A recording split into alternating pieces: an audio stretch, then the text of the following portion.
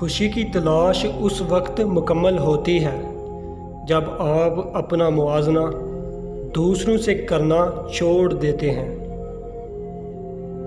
समझदारी की बातें दो लोग ही किया करते हैं, एक ज़्यादा उम्र वाले और दूसरे जिन्होंने कम उम्री में ही बहुत मुश्किलात देखी हों।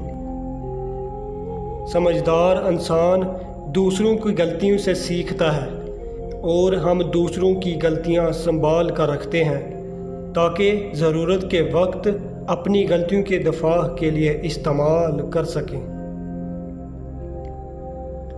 अदना और तंग नज़र लोग हकीकत को इस तरह देखते हैं कि ये मेरा है और ये तेरा है।